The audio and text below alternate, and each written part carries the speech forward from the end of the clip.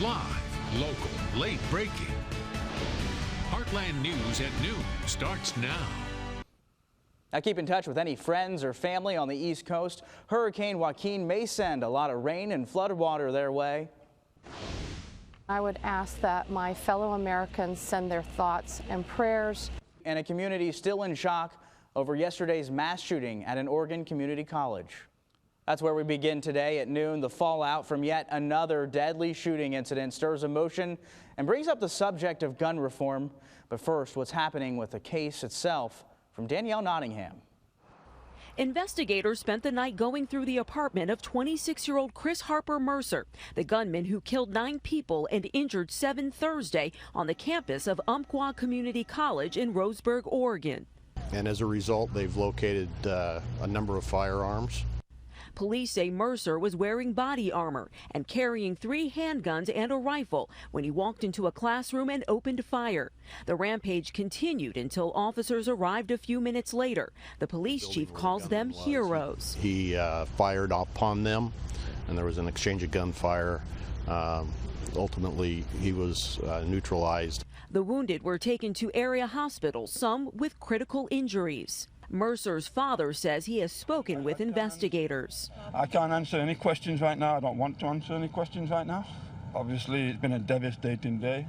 Hospitals are making mental health professionals available to everyone here in Roseburg. Community leaders don't have to look long or far to learn how other cities have dealt with mass shootings. A frustrated President Obama addressed the nation last night. According to the Washington Post, every week of his second term has seen a mass shooting somewhere in America. This week, it's Roseburg, Oregon. Danielle Nottingham, CBS News, Roseburg.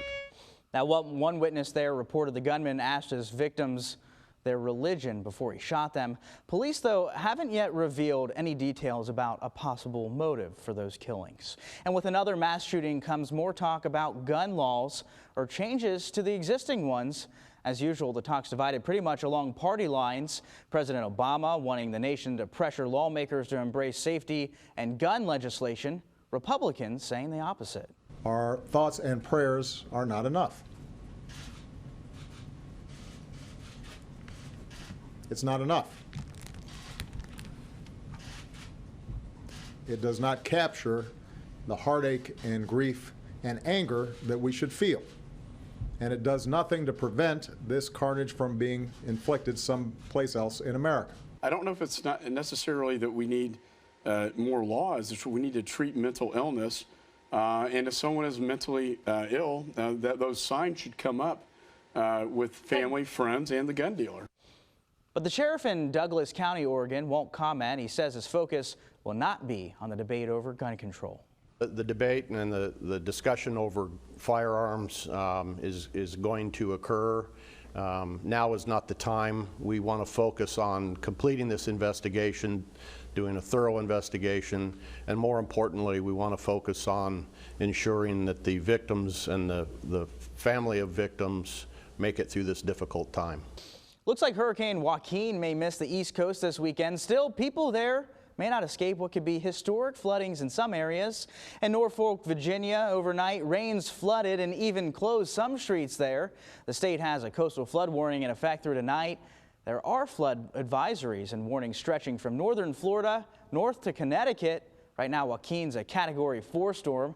That's essentially stalled over the Bahamas. About 60 new jobs are coming to Cape. AT&T is hiring 60 employees at its call center on Silver Springs Road. These positions are sales positions, and the company's saying those jobs will come with full-time benefits. The catch is you got to be at least 18 years old and be able to work a flexible schedule. If you're interested, contact AT&T or go to their Silver Springs Road office. Walmart's cutting 450 jobs, none here in the heartland, thankfully. These cuts are at a company headquarters in Bentonville, Arkansas. Walmart's the world's largest retailer. It's reportedly trying to compete with the likes of online companies like Amazon. It's been 20 years since O.J. Simpson was acquitted of murdering his ex-wife Nicole Brown Simpson and her friend Ron Goldman. More than 150 million viewers tuned in to see the outcome of the so-called trial of the century. Terry Okita takes a look back at that case. We, the jury, in the above entitled action, find the defendant, Orenthal James Simpson, not guilty of the crime of murder. The trial gripped the nation. More than 150 million Americans tuned into that verdict, making it one of the most watched events in TV history. If it doesn't fit, you must acquit. Simpson's so-called dream team captivated viewers, but for Nicole Brown Simpson's family, the 9-month trial was excruciating. It was scary. We had death threats, so we had security with us. Tanya Brown was 24 when her older sister Nicole and Nicole's friend Ron Goldman were stabbed to death. When O.J. Simpson was arrested in 1994, Brown says she didn't believe her brother-in-law committed the murders until O.J. called her from jail. And he goes, "What did your sister ever do for me?" And that's when big sister, even though I'm the little sister, came out. And I said, "What do you mean?" I said, "My sister created a home for you. She gave you 2 kids. She was your wife." I said, "What are you talking about, what she did for you?" The Brown and Goldman families later brought a civil suit against Simpson and were awarded more than $33.5 million. They've only seen a sliver of it. Do you forgive O.J. Simpson? I have to.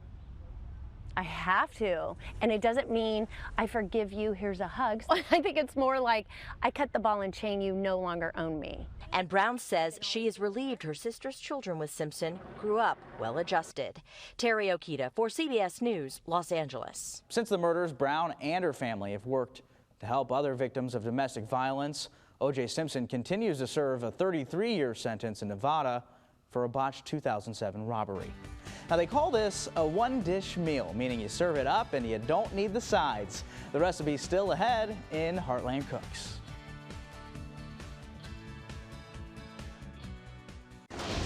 Live, local, late breaking. You're watching Heartland News.